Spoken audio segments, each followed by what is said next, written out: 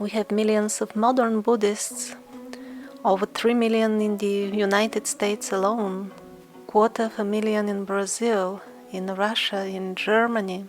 All these people converted to Buddhism and originally come from different background, and they chant Om Mani Padme Hum. But what does it really mean?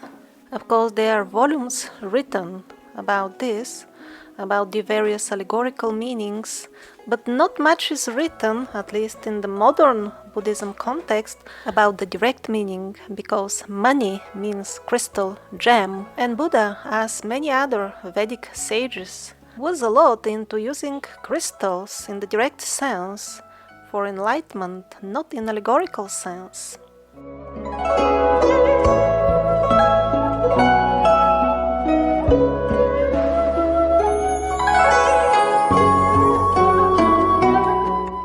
Hello dear friends, forgive me that it took me so long to finish this series of crystal magic, but it turned out to be better in this way, with a delay, because meanwhile I made lots of experiments with precious crystals and gems, and in this way I will give you much more accurate information now. First of all, I will start with an overview, a summary of the results. Then I will say a few words on is it really true that the right gem will attract you, and you should follow your heart when you select your crystal or precious stone. Then a few words on using crystals together, like for example mixing them in jewelry or wearing them next to each other. And after that, in the second part of the video, I will tell you the entire story, how I got into this crystals thing this spring, much to my surprise, and how I discovered all these things. And then tomorrow I will publish the video on the use of black and dark stones.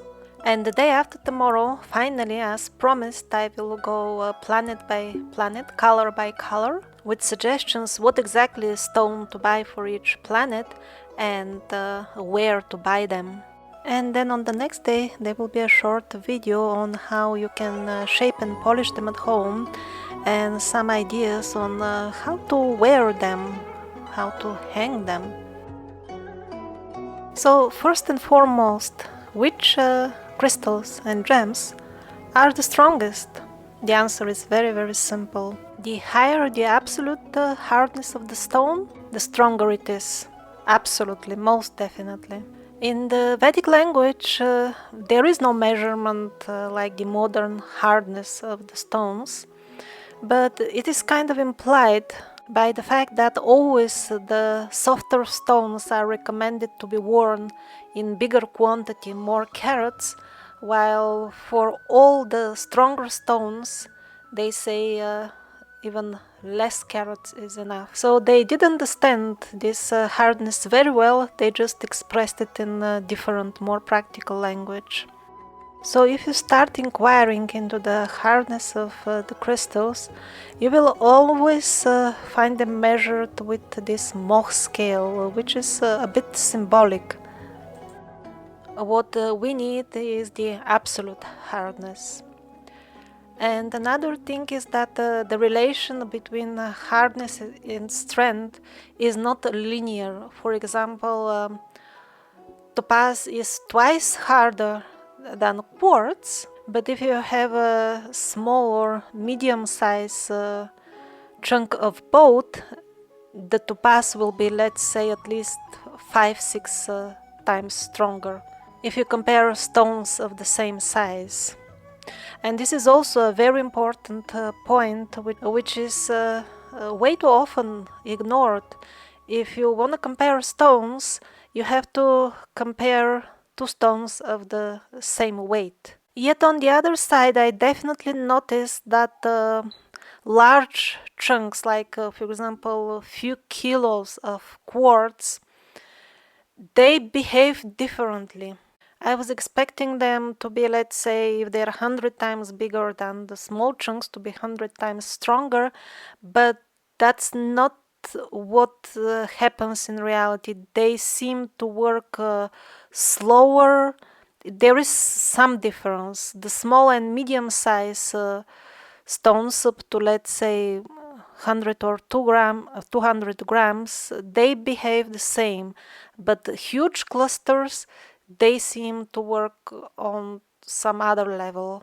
Another extremely important point for those people who can feel the energy of the stones when they take them, when they feel them, is that technically, at least most people, I'm not talking about real advanced magicians, they are quite rare. Almost all people who feel the strength of the stones when they take them in their hands, they technically feel the difference between their own field and that of the stone. And if they wear the stone or keep it around for a certain amount of time, they kind of absorb some of its frequency, and what they will practically observe is that after some time they will not feel the same strength, same energy from the stone. Actually, the energy is the same, but because they got tuned to it, they don't feel it as aggressively as when they first touched the stone.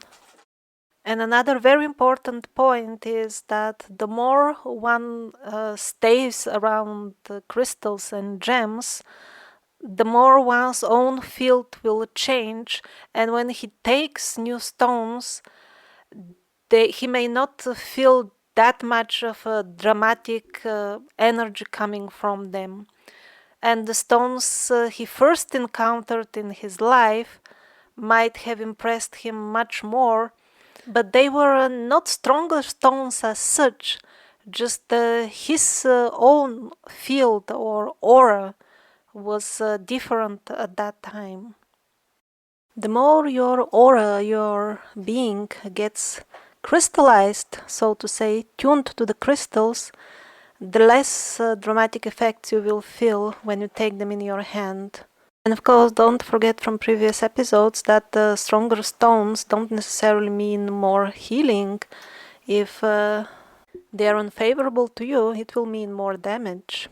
If you wonder if you personally will be able to feel the energy of the stones when you take them in your hand, this is a test with, I guess, very low accuracy, because it will depend on also where do you live and what is the radiation exposure in your area. And the results will be valid only for those who have never used a real working device for alleviating the damages from EMF. This is a service they have a free trial, and they remotely send to your house frequencies which somewhat resemble the frequencies of some crystals. So usually people who are more sensitive and try this service for the first time, in the very beginning they may feel when it is on and off. And this service has like a switch you can put on and on so that you can test and see yourself. So if you're sensitive enough to feel that energy, maybe you could feel crystals as well, but this is not very reliable test, because some people may not have damages to repair. That's why they may not feel these remote frequencies as doing anything much. And it turns out that the way they recommended the gems for each planet in the Vedic texts was selected in a very simple and practical way. It was the hardest variety of gem corresponding to the color of the planet. The hardest variety available for the people in that culture when the Vedic texts were written. Now we have much wider selections of crystals on the market, but the principle remains absolutely the same. If you want to get a stronger influence from a given planet, you need gems of its color, which are transparent, and the harder the gem, the more results you will get approximately. Anything which is softer than 7 on the Mohs scale of hardness, quartz, for example, has the hardness of 7. Anything softer than that is very unlikely to give you any tangible results, although it is not completely useless. So the question comes, what about crystals like amethyst that is neither blue nor pink, so it's not for Saturn and not for Sun, then what it should be used for? The answer is, to use amethyst, you need to have both planets strong in your chart. And finally, speaking about the strength of the crystals, as I said, topaz is kind of 5-6 times stronger than quartz. But still, I noticed that even huge quartz clusters, 10-20 kilos, even they cannot give the result which, let's say, 100 or 200 gram topaz crystal can give. I don't know why yet. Something else extremely important. You have to wear the crystal or the gem always 24/7 on your body for really maximum result, and it should touch your skin most definitely. Let's say approximately, if you keep it on the top of your shirt instead of inside where it touches you, maybe it will have half of the effect. And if you keep the same gem or stone on your desktop, let's say, it will have maybe only 5% of the effect that it would have if you wear it on your body. Now, as far as non-transparent crystals, they are equally strong as the transparent varieties. However, I wouldn't gamble to wear them on my body. There should be something behind this Vedic ban on not wearing anything that is not transparent. I don't know, maybe in those times when there were much fewer people and much more gems readily available, maybe it was just to encourage the people to wear higher quality stones since they could get them easily. Maybe, but maybe not. We don't know. I read in the prophecies about the New Age that when it starts, crystals will be finally properly understood and there will be good education in terms of how to use them. And since that could be quite soon, let's have patience, and until then, maybe use anything non-transparent only to clear space in the rooms and not to wear on one's body. And even that only, maybe mainly for nice green and yellow clear color stones, potentially dangerous stones like non-transparent blue sapphires or anything which is very dark and not clear color. Maybe it's better to put it in the garden and only after an elaborate ritual for tuning the stone, not otherwise. So it has been a couple of months since my life got completely crystallized. And once I saw that this is a really good thing, much better than I expected, I started overdosing, but only on safe stones. I don't do any experiments with dangerous stones. So how strong can their field aura get when used in big quantities? Well, I have an exact measure actually, as strong as CBD oil, which is a pretty strong thing. Okay, next, I found out that it makes a huge difference in terms of where on your body you wear a crystal. For me personally, if I wear it on my head, like on a hairband or something like this, touching my head, it is a few times stronger compared to wearing it as a pendant or as a ring or bracelet. If one's aim is to heal a particular condition, it seems the best approach is to wrap the affected area with a bandage of stones. So as I was experimenting with various setups of placing the crystals on the body, I was expecting that a single big crystal near the affected organ would give maximum results, but this is not how it works in reality. Making kind of a bandage of quartz necklaces around the affected organ, that gives best results. Now, feeling the effects of the crystals when they are worn on the head sounds like a good idea, but for me personally, when I was doing my overdosing experiments, it turned out that as I was trying to introduce stronger and stronger stones, initially I was unable to tolerate them near my head. They were too strong. They would even cause headaches. I don't know if that's like really harming, or it is simply a byproduct of the healing and detoxing. That I can't say, but to be on the safe side, I would, when I felt that they were too strong, first I would try to wear them as pendant or somewhere else on the body, and that was tolerable, and then I would get used to them in a few days or weeks sometimes, and then I could tolerate them on my head.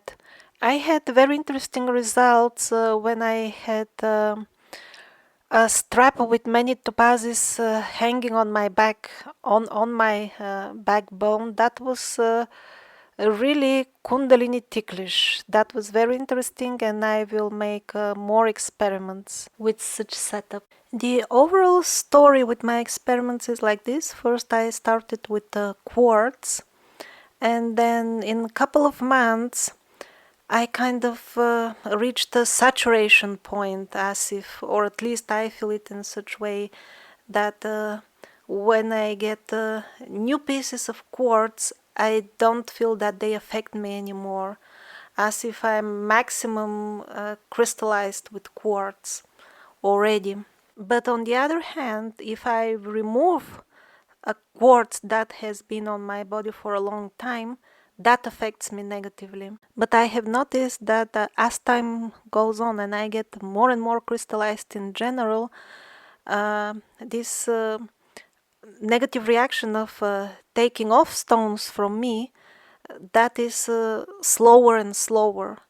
In the beginning, in the very beginning, it was on the very same second. And then gradually, now I reached the point that I need few hours to really understand, okay, I removed that, and it's I feel that some of the repair it was doing continuously, apparently, is gone. And this is the overall approach I suggest to everybody. Start with softer stones and then gradually ascend to harder and more powerful stones. So at one single occasion only, I had even a glimpse of how exactly their field, their aura, interacts with ours. Of course, it is all around them, but it specifically flows on these nadis, they are called in the Vedic texts. In the Chinese acupressure, they are called the channels of energy. So one way to heal a particular organ is to place a crystals anywhere on the channel on which this organ is situated.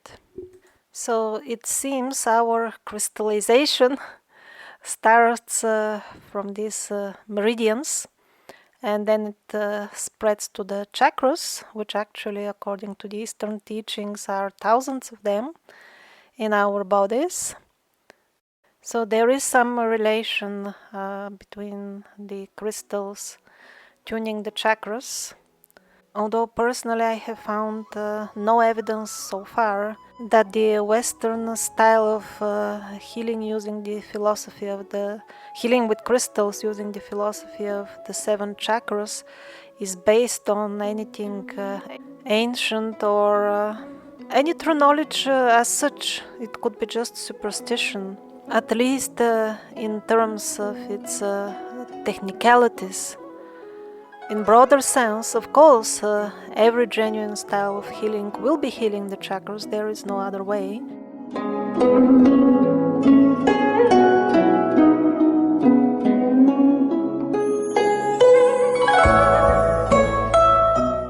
Now, there is a popular belief that if you feel good about a certain stone, if you fall in love with it from the first sight, it will heal you and do good for you. Is this really true? You know, millions of people met a man or a woman and they fall in love and they got married. And sadly, in most cases, that ends sad. Most people get divorced, and even those marriages which endure, the surveys show that most of such people simply tolerate each other instead of loving each other until the rest of their lives. So if people have that much ability to judge somebody of their own species, another human being, in terms of will it be beneficial to be with them or not, I guess how reliable would be their estimate of what the crystal can do to them, keeping in mind that the crystals are actually living beings.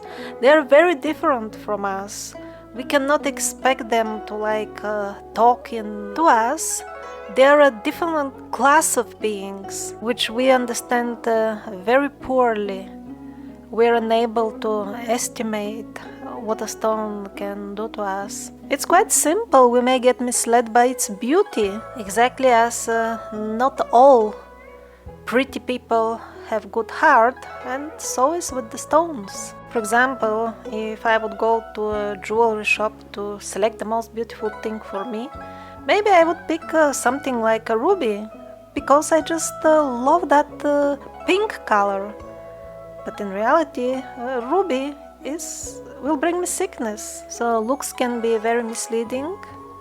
More than 99% of the people cannot figure out if a crystal will be good for them by looking at it.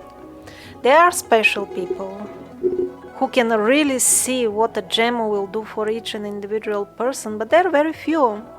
I know of a real case, a friend of a friend.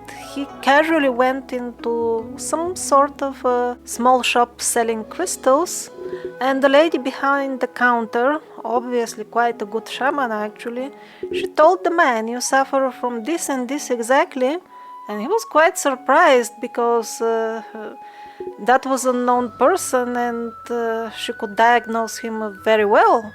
And then the lady recommended him a stone, and he bought it because he was impressed with the diagnosis, and the man got cured of something terrible which he couldn't do anything for many years. Now, many crystal healers will offer you similar solutions, but I think in more than 99% of the cases, such recommendations will have no value whatsoever, unless they recommended you a clear, colorless and transparent high-quality crystal, which is anyway beneficial for everybody without an exception. If you really want to test if the person who is recommending you a stone really sees enough and his advice will be worth something, ask the person to diagnose you properly in detail. And be very careful how he or she responds. General things like sometimes you have headaches and sometimes fatigue and sometimes your tummy is upset and sometimes your mood is upset. I mean, this is valid for almost everybody nowadays. If somebody really has the mystic powers to tell you which stone will really cure you, he must be able to tell you since how many years you suffer from exactly what, and he will be able to even tell you what you ate yesterday. And I'm not exaggerating at all, this is really used to test real shamans.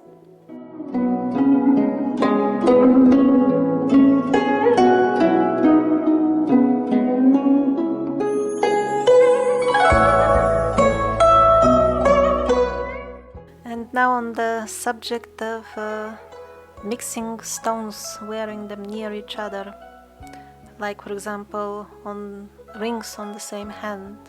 You know, imagine a lovely sweet dish and or a couple of dishes, and then also a couple of nice savory dishes, spicy. Now imagine you put all the different types of sweets on a single plate and eat them together, like with the spoon taking a little bit of all of them as you eat. It will be good, actually, right? In some cases it may taste even better than eating them separately. Depends. But now imagine what will be the result if you start mixing ice cream into the lentil soup, which is savory, a different type of dish, or all these strange mixtures. The result is simply not good. The dishes are good by themselves, but once you mix them, it becomes uneatable. So it's the same. Don't mix gems or crystals of planets which are not friendly to each other. The result will not be good.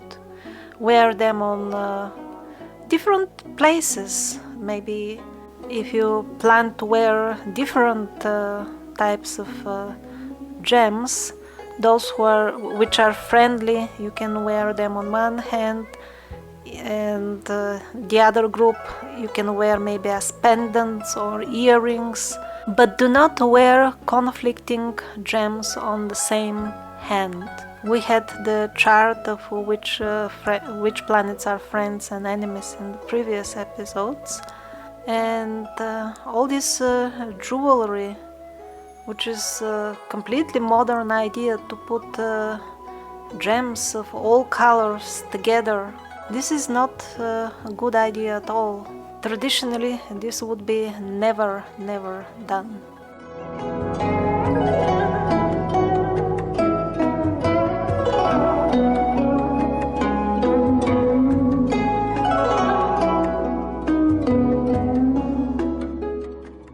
And before I start telling you my own crystal saga, just a few points on the different types of clear stones, for example, and the same will be valid for all red, pinkish stones for Sun, all blue stones for Saturn, etc.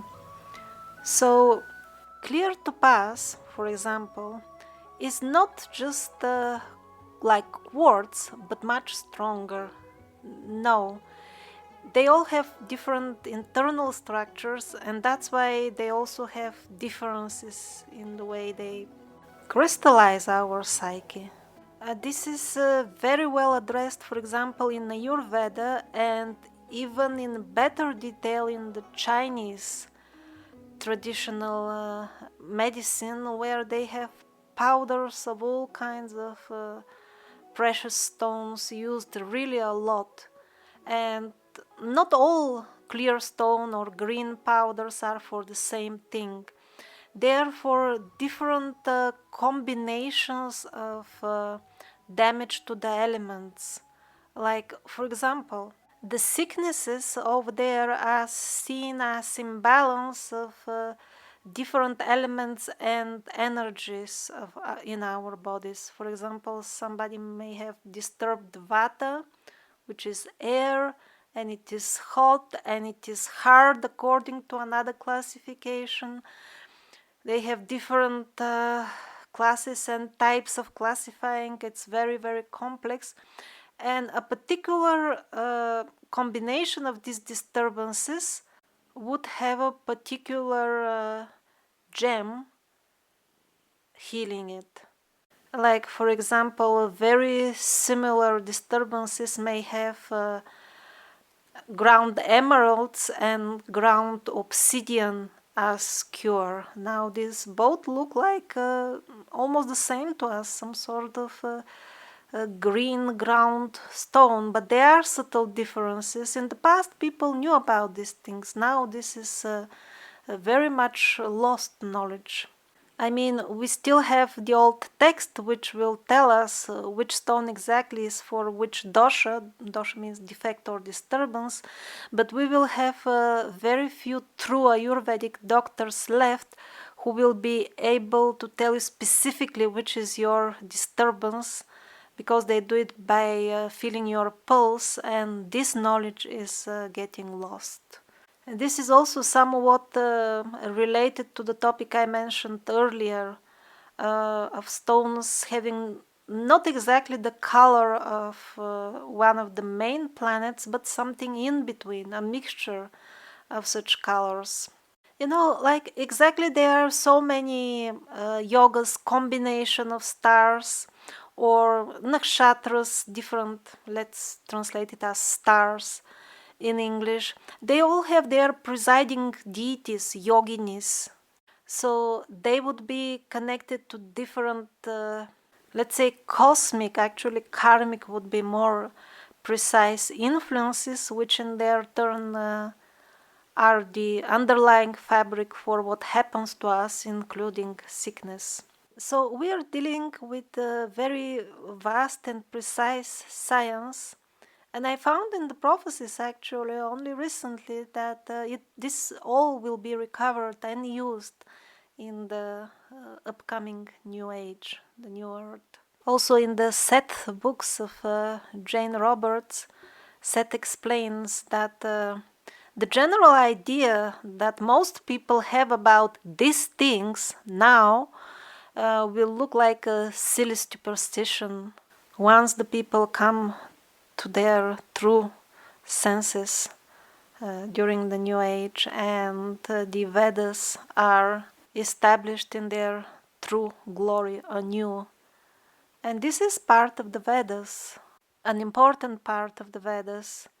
Alexander Paramonov, he was also telling, maybe I mentioned in the video about Shambhala, that when Kali Yuga started and they decided to mess up the heads of the people, first they went to the huge crystals underground, which actually they make life on earth, they manifest it, and they damage them. And once that deformation occurred, they could easily distort everything on earth. So the lesson is, wear only clear crystals. Don't wear defect crystals.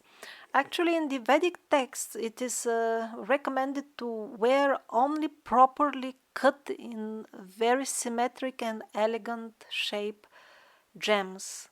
This is quite different to the modern Western perspective, where rough gems are preferred as being more natural. Well, this this preference of cut and polished gems is based on Vastu Shastra. This is the science, the knowledge in the Vedas related of how different geometric forms and materials modified the reality around them. That's why they say that crystals should be worn, cut and polished in the regular and beautiful geometric forms. I don't think wearing uncut crystals is really dangerous as long as they're clear and beautifully shaped in their natural form. But in a video that is coming very soon, I will show you how you can cut and polish gems at home with very minimal and cheap equipment. And another point definitely worth mentioning is the problem, or maybe not, with the heavy treating of gems and crystals nowadays. Almost everything in the shops is treated few times. This is, for example, how blue sapphire looks before and after heat treatment. So when I started crystallizing myself, maybe in May or something like this year, in the beginning I just started with the normal clear quartz. But then in the summer, as I was browsing websites selling crystals, I saw these Topaz necklaces, which were reduced some 70-80% at that time and costed maybe like €2 per piece. And I bought a bunch of them, and they are still definitely what helped me most. And only later on I actually noticed here in the offer, by chance when I opened the same website much later, that they are treated. To be honest, before that, at least this year, I was in an euphoric crystal mood and didn't even think what is treated and what is not. And only after that I started considering this point. So there are countless types of gem treatments for every particular variety of stone. there are different treatments that are applicable, but even the information that is available on that cannot be completely correct, because the miners continuously come up with newer and newer ways to make the gems more attractive, more profitable, and they don't tell about their methods when they sell the gems. But one thing is sure, most treatments do not destroy the powers of the gem completely. Maybe they destroy to some extent, maybe in some cases they even enhance it.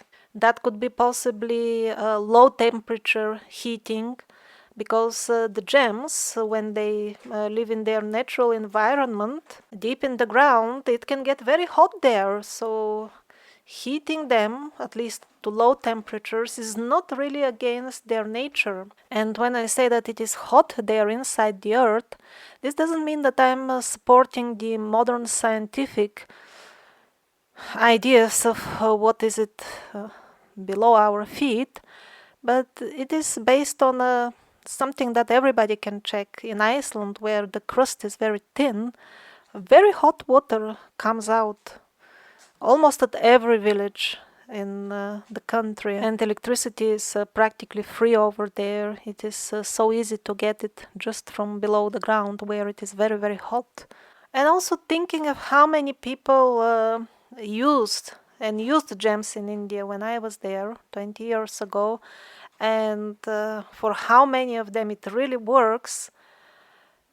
20 years ago, even back then, almost all the stones were treated, and still they were giving indeed results. So my opinion is that if you cannot get untreated stones, it would be better to use treated rather than nothing. So then why is it recommended in the old Jyotish texts to use only untreated stones? Or should I say, is it really possible that they had enough clear gems at that time in the Vedic culture in India to serve the needs of the population at that time?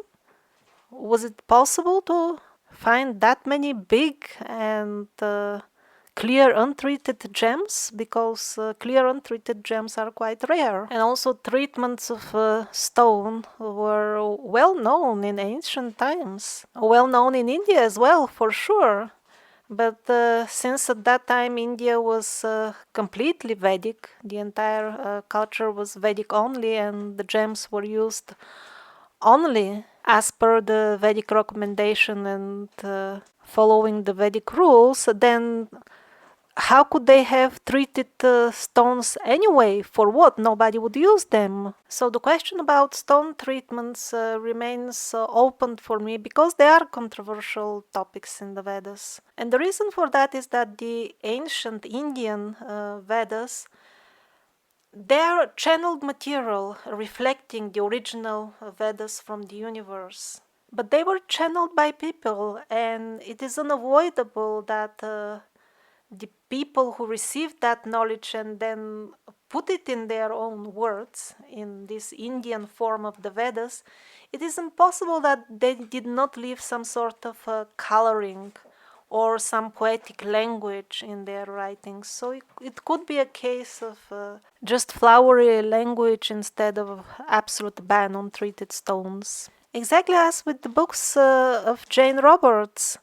When Seth dictated through her in one of the books, it says that actually there are small inaccuracies in these books, minor mistakes, Seth dictated, but this is just because I do not dictate them in English myself. The English comes from the lady who accepts the knowledge. She is the one from whom the actual formulations come. And the original Vedas, they're exactly the same thing. They're a compilation of conversations between sages and other people who wrote the knowledge down, or people who spoke directly to the gods. I have not tried any lab-grown crystals yet, but I think that it is actually positive that people are learning how to do such things, because very soon, I guess, in the new age, people may start growing huge and nice crystals, but not as a business. This is work for shamans who are chanting around the baby gems. This should not be commercial.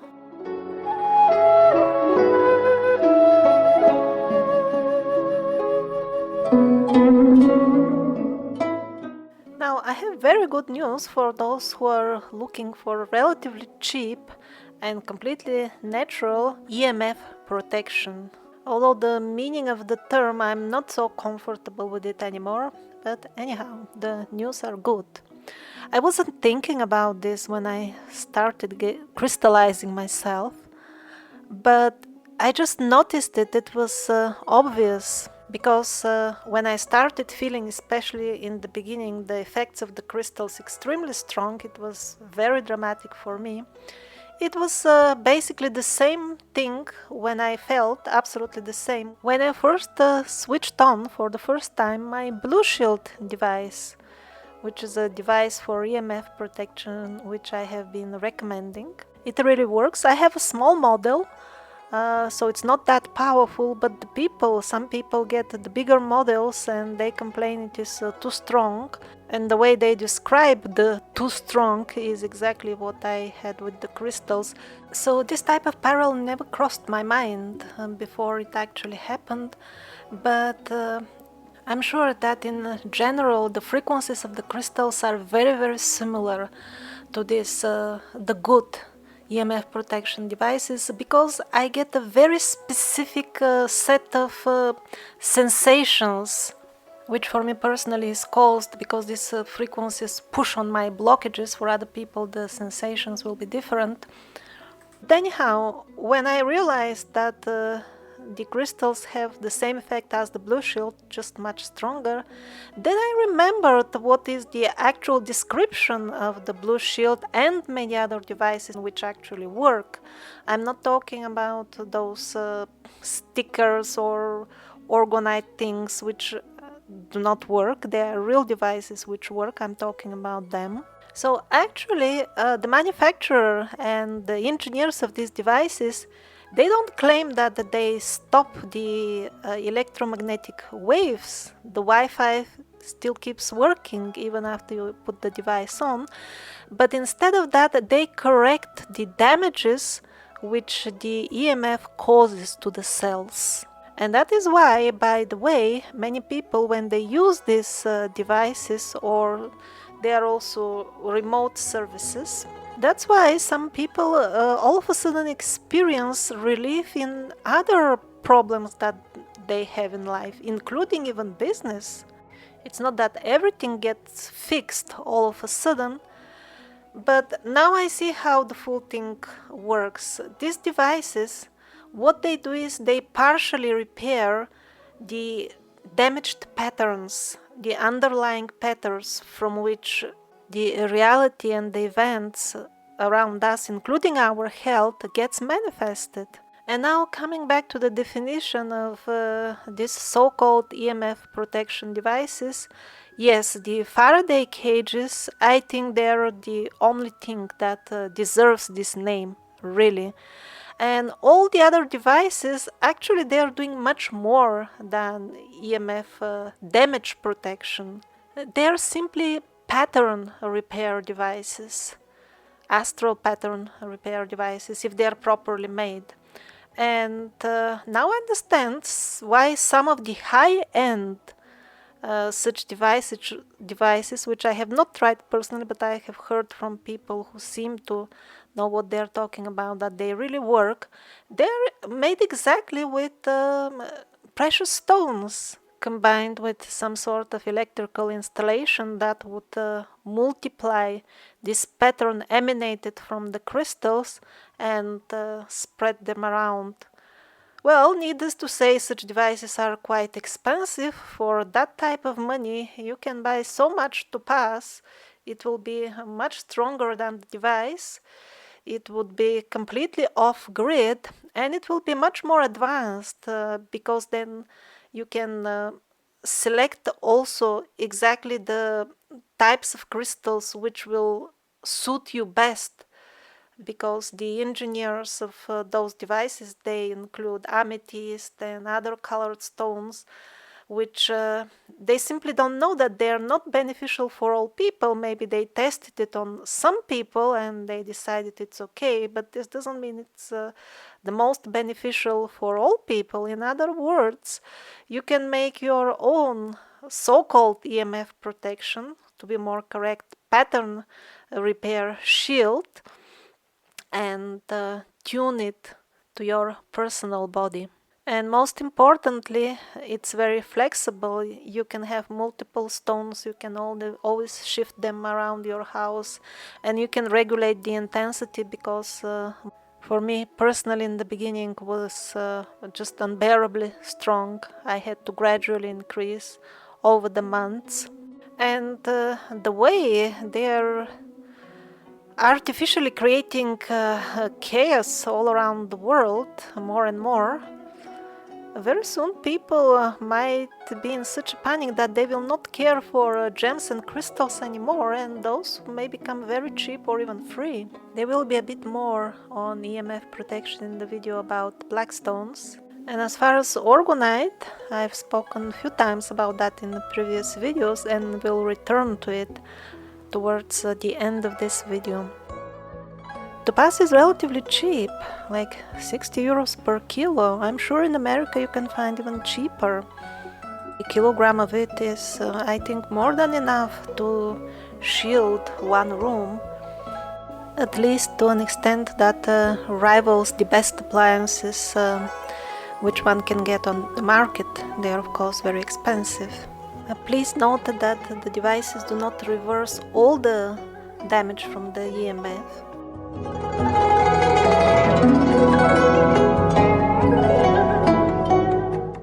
So there are different ways to use crystals. If you're just curious or uncertain what's gonna be the result, then it will be more or less purely the power of the crystal itself that will affect you. Because crystals basically means very concentrated energy. That's why they are so hard, the hardest things on Earth actually. This hardness and density is the external manifestation of the concentrated astral power in them. And that's why they have this ability to even change the underlying patterns of creation of things around them as well, more than other things do, because all things do to one extent or another. Now, if you, however, are already convinced that a certain crystal will help you, even before you interact with it, it will be helping you, but let's say with 120% capacity. Or if certain crystal is actually not good for you, it will be harming you only with 80% capacity. Or something like this. I'm taking 20 as a very rough approximation. The studies on placebo effect usually would say that 15 is the average. But since precious crystals are magical, maybe it's a higher percentage for them. I'm just saying 20 as a very broad range. And of course, if you are very skeptical before connecting to a given crystal, that will also adjust its influence correspondingly to some extent. And then in this book there is an interesting description of how our higher selves, without our conscious knowledge, can use something to which we give importance as a pivotal symbol to enhance, so to say, our learning experience, while we, the incarnations of this self, roam the earth. He doesn't mention doing it specifically with crystals, but he says anything, so it can be applied to any object or person to which we give importance. And that's why the experience which people have with different crystals can be very different, or at least that is yet one more reason why that is so.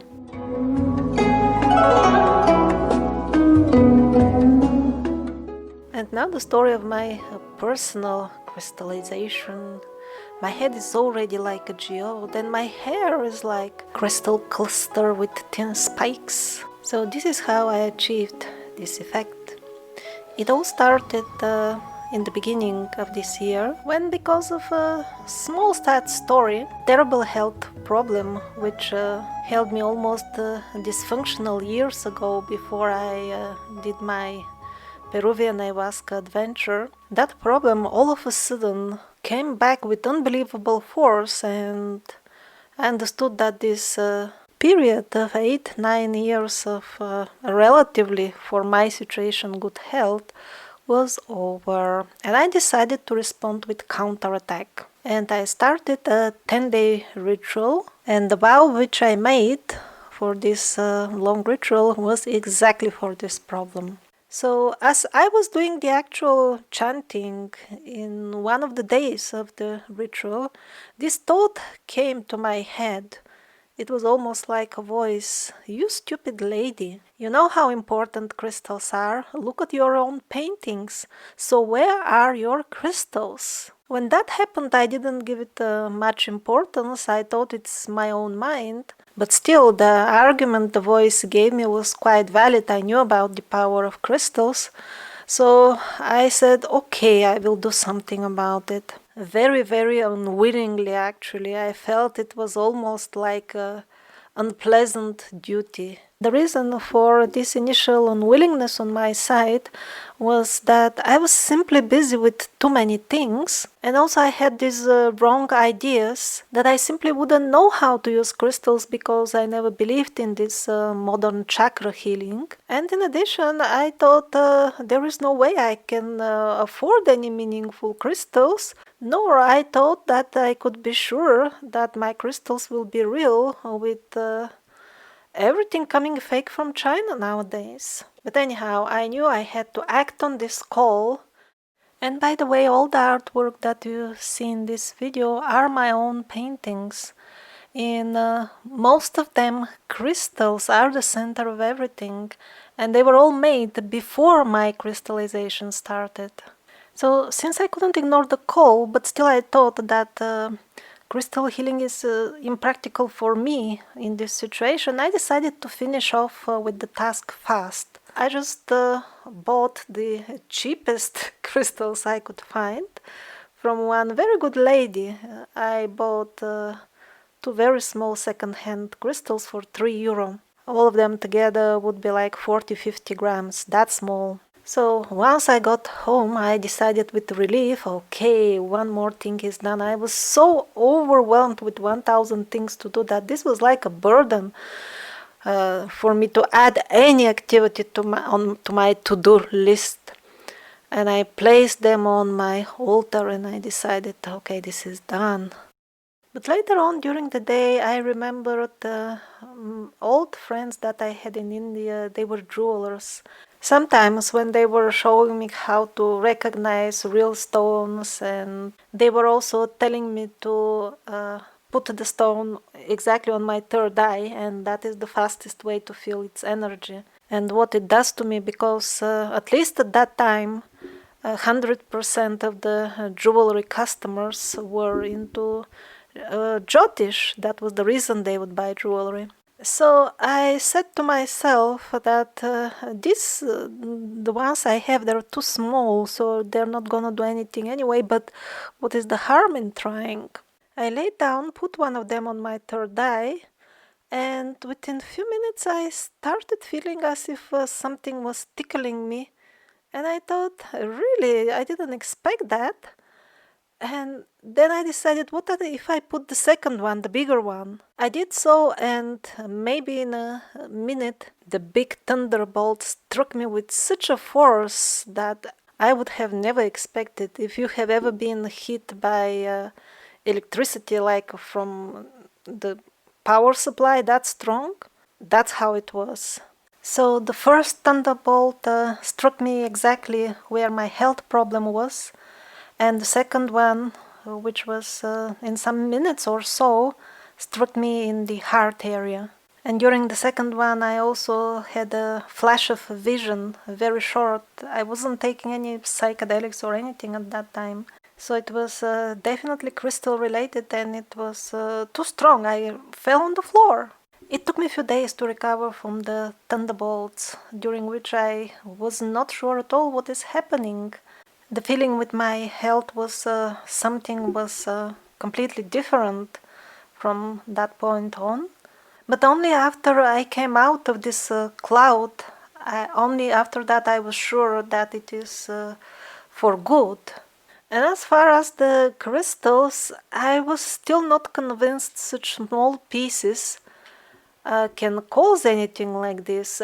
Even I was thinking at some point that the lady who gave them to me, maybe she got them as inheritance from somewhere, maybe in older times they belonged to some magician or something. Even such things were crossing my mind. But anyway, I knew that time will show, because I had experience with ayahuasca, and I knew that sometimes to get much better, one can go through extreme thunderbolts. So this cloud was dispersing, but what was bothering me actually is that I could not sleep at all after this for a couple of days, just absolutely not. And that was not good. So after a few sleepless days and nights, while cleaning actually, I decided to take the two small stones and put them outside the room in which I sleep. And that was such a difference. All of a sudden, I fell asleep. And this is how I started learning about crystals. So even if the crystal you have is very small, as long as it is of hardness at least 7, be sure it will somehow affect the entire room that it is placed in. Actually, I recommend keeping much bigger stones, but even the smaller ones at the right time can do a lot. And the reason for my dramatic experience, which I did not understand yet at that time, was that my ritual actually worked.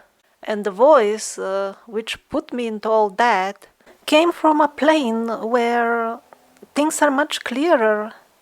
And for the source of that voice, it was just a question of having a glimpse at the situation. Okay, this is the broken pattern, and for this person, crystals can repair it. It should be understood, though, that not all people who have the same health problem as me will have the same experience with crystals, and I will explain this in the video on healing, which is coming very, very soon. Anyhow, so to continue the story, the cloud from the thunderbolt cleared, and I could bring the small crystals inside the room, and I didn't feel anything particular from them after that. Then I bought a relatively bigger, again, clear quartz spike. It was some 90 grams. That one arrived by mail.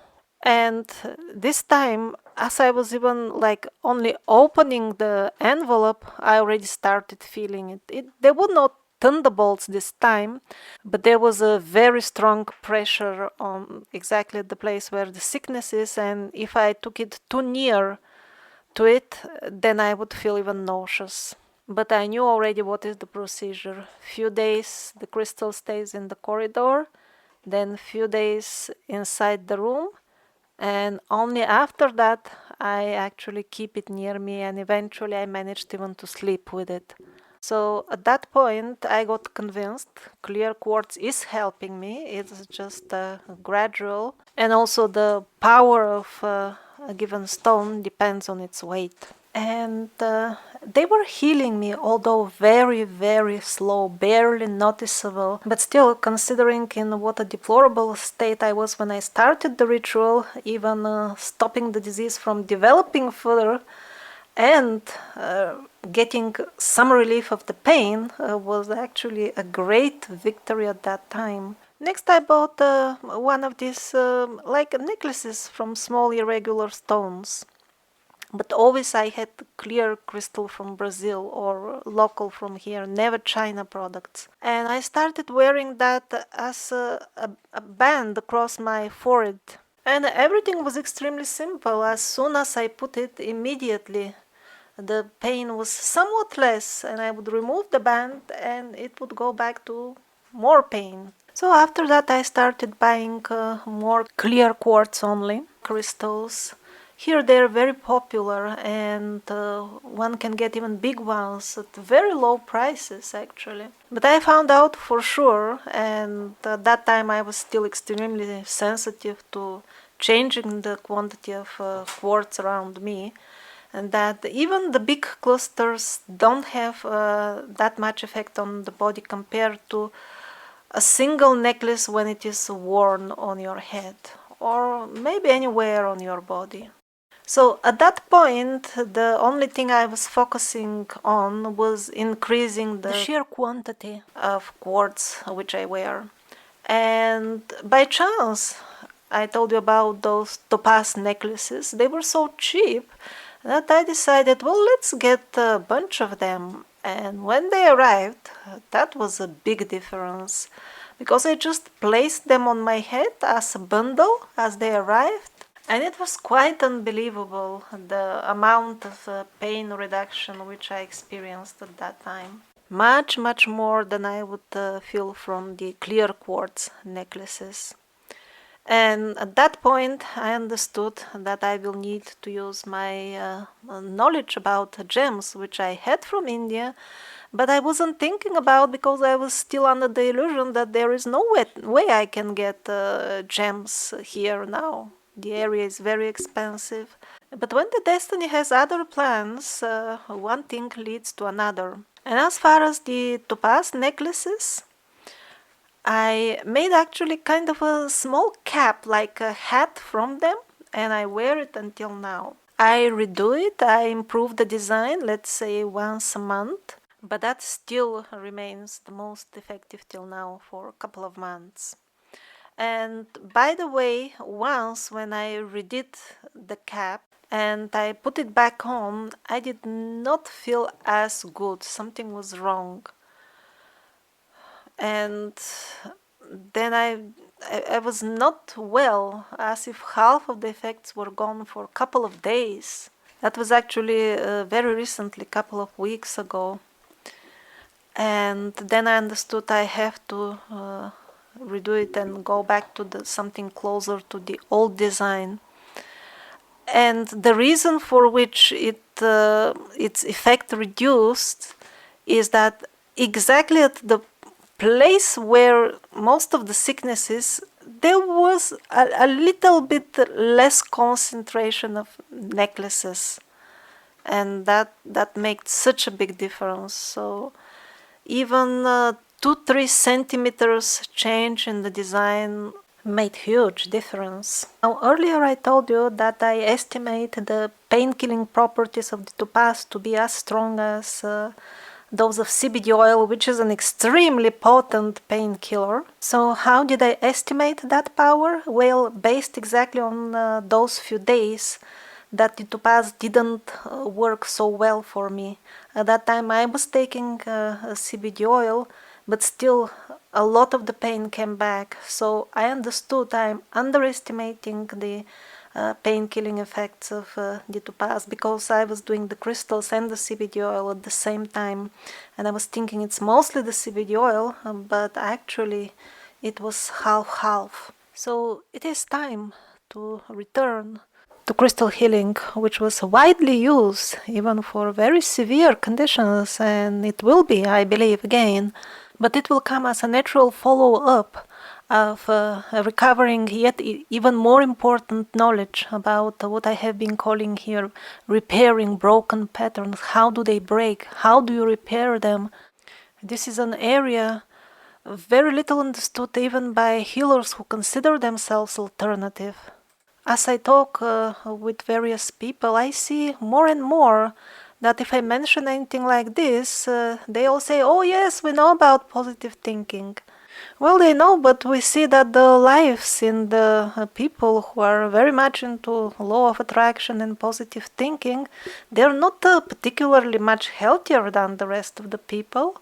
Often they believe that they can manifest anything with their positive thinking, using their own terminology, and yet they seem to need to go to work like anybody else. So something doesn't seem to work perfectly well with that popular philosophy as well, and that's why in the healing series of videos I'm gonna tell you how this modern theory of manifesting sometimes works against healing the people instead of helping them. But getting back to my personal saga, I reached the point where I realized I need stronger crystals than just quartz. So, hope against hope, I just started chatting with a local jeweler who, well, amazingly enough, turned to be a very helpful and honest person. Instead of convincing me to buy anything from him, when he found out what is my problem, he advised me to go on eBay. He said what you need is raw crystals, raw gems. And he actually advised me that the best place to get them is eBay. And some of the raw crystals there are real. First, it was very frustrating because amongst the thousands of raw gems for sale, almost everything was opaque and non-transparent. That was useless for me. But my hard work of searching through tons of images paid off, and I found actually some that suited my purpose. And amazingly enough, as I was looking very carefully at the high resolution images, my old knowledge from India that I had from the jewelers when they were showing me how to recognize stones, that actually worked. And I could immediately see what is the situation.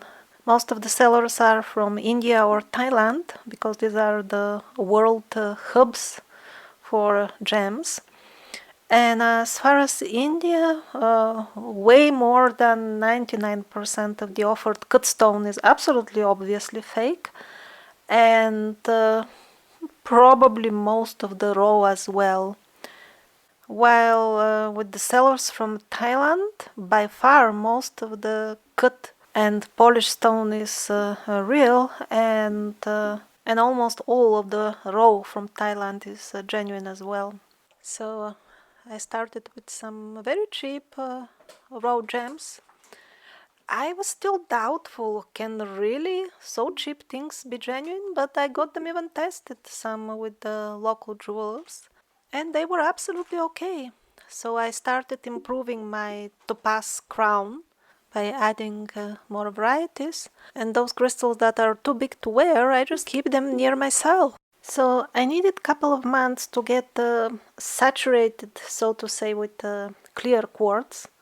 Now, even if I add more, it doesn't make any difference. But I have noticed that I should not remove quartz from my environment, because that removes this tuning and shielding. So that was in the summer, and as I'm recording this, during autumn, I was gradually increasing the amount of topaz I could tolerate near me. And I think I will reach saturation maybe in 1 month or so. I hope by then to find satisfactory quality of white sapphire raw, so that I can start sapphiring myself. I will keep you updated. I do it gradually, because if all of a sudden I start wearing stones that are too strong, I will be possibly hit by more thunderbolts, as it happened in the beginning. Maybe that's okay. That's how the spirit organized it during the ritual, but I'm not sure if it is safe to do it by myself. Like, for example, ayahuasca, one can go through an extreme misery, but with ayahuasca the thing is that we know that there is a guarantee. The spirit is always on the watch, and one cannot get harmed no matter how many liters even one drinks of ayahuasca. One may experience extreme horror, but that will not traumatize him. Instead, that will flush the blockages caused by traumas. This we know from countless experiences with ayahuasca. But is it the same with gems, even the colorless and transparent ones? I just have no reliable source of information. I see some people are really also working seriously with gems, but I don't know of any such extreme experiments, because ayahuasca, at least we know that it understands the human psyche, while with gems, as far as I know, and that is also unconfirmed, their consciousness doesn't really understand us in great detail. For them, we are very short-lived. Like there was this past life regression as somebody remembering her life as a crystal. And from her perspective, the human civilizations were just temporary flashes, what for us is hundreds or thousands of years. It is absolutely sure that crystals are conscious, but do they monitor humans who use them for healing? That I don't know. So what are the practical uses of getting crystallized? For me personally, they are the main component of the natural cure blend which I'm doing, and is saving me from what for most people would be a total medical horror, which for some people, if they are lucky, reduces their pain. Officially, they have no cure at all. If somebody in my situation would go to a hospital, they would offer them what they call management, and with destructive, very aggressive and harmful things, they may reduce the pain. So this is a substantial benefit which I'm getting, and I'm sure that if studies are conducted, this would be helping many other people as well. But my understanding is that the humanity will need at least 10 more years to reach to the point of understanding that making such simple experiments is a smart thing to do. So masking the symptoms and really curing a problem are, of course, different things. There has been cure as well in my case, which is extremely difficult. It has been very slow, but over the months, there is definitely some improvement. I cannot deny that. But it is so slow that I need to look 2 months back, and then when I compare, oh yes, I'm slightly better. I can't say that now I'm better than I used to be the last month, but there is some sort of tendency. I have heard about such a rule in alternative medicine that for every year which one has been sick of something, one will need 1 month of healing, and that is to be expected, to be a reasonable time frame for alternative healing. So will it really heal me or just help me? That I don't know, but one thing is sure: if I remove the crystals I wear, everything goes downhill very fast. And last but not least, what about the spiritual benefits of the crystals? Well, I had a major mystic experience in India some 20 years ago with blue sapphire, one of the most significant events in my life. And then this spring I had that splash of a vision. Maybe I will give more details in a future part of my autobiography, but in general, keeping crystals around, preferably colorless and transparent, will surely help you in what people call meditation, make your consciousness more stable. That I feel it. It's not for me extremely strong, but still enough to say that something is there. Not everybody will be able to feel it. Also, for some people the transformation will be much slower, but it will do surely something good for everybody who keeps clear crystals around.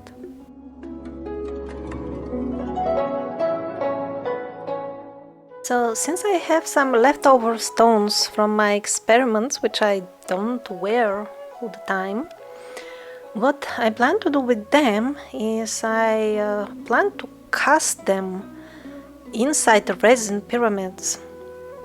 There is a branch of the Vedas called Vastu Shastra, which deals with the effects of the various materials, substances, and the geometric form in which they exist on the reality-forming patterns of our surroundings, which includes our bodies. They are actually also a type of surrounding of the soul. So this is an example of a perfect Vastu Shastra Pyramid. It is made of crystal, a noble material, and at its base there are 9 smaller pyramids. Some even more perfected designs. They have 9 small pyramids inside each and every of these 9 small pyramids. One should use noble materials to get noble results. If one uses some sort of dodgy things made in China, that may change the underlying patterns, and your conjugal instrument may get like 3 centimeters big, adopting the Chinese pattern, which gets multiplied by the energy of the pyramid. So besides the noble materials, according to Vastu, the pyramid should be placed at the center of activity of every room or place if it is outside, and should be properly oriented, facing exactly the 4 directions. So that's important. Do not place it parallel to the furniture piece on which it sits or the walls of the room in which you place it, but instead it should face the directions of the compass. Vedic yantras could be placed on the walls of the Vastu Pyramid, but actually the gems, they do that same work which the yantras do, which is to enhance the strength, the influence of certain underlying karmic patterns or creation patterns. The gems have that inbuilt naturally. Just look at these patterns. These are absolutely natural stones. And in the same way as each yantra has a different effect, so are the crystals. They also have different effects. There is also one universal yantra in the Vedic culture. It is called Shri Yantra, and it is said that all the gods reside in it.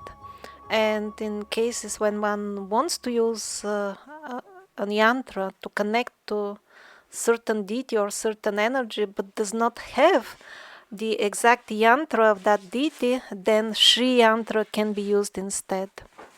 Some of the so-called orgonite pyramids can be also of good use if they are clear, transparent, with some vibrant beads inside and a copper Shri yantra. That is actually a good pyramid. I see other so-called orgonite pyramids with black magic and devilish symbols inside them, strangely labeled as healing pyramids. Also avoid those of them which have those untidy bundles of wire inside, even if the wire is copper, and copper is a noble material. I would advise using pyramids containing black crystals only after a really proper ritual and not otherwise, because it could be risky and give the result opposite to healing. And in general, any pyramid containing dull or non-transparent stones, the safest place to keep it would be maybe in the garden, where you're not always present. Because placing crystals and gems inside pyramids is certainly an elegant way to place them, and I'm sure to some extent it enhances their influence, but the basic principles remain the same. You have to look what kind of crystal is inside a given pyramid and use Jyotish knowledge to figure out if it is good for you. Some people don't know when is their exact birth time. They cannot make their chart properly. Such people should stick to transparent, colorless crystals, or crystals which are transparent but have a very slight hue or tint of any color. And if a person who cannot make his chart really wants to use color crystals, then yellow and green would be somewhat safer than the others.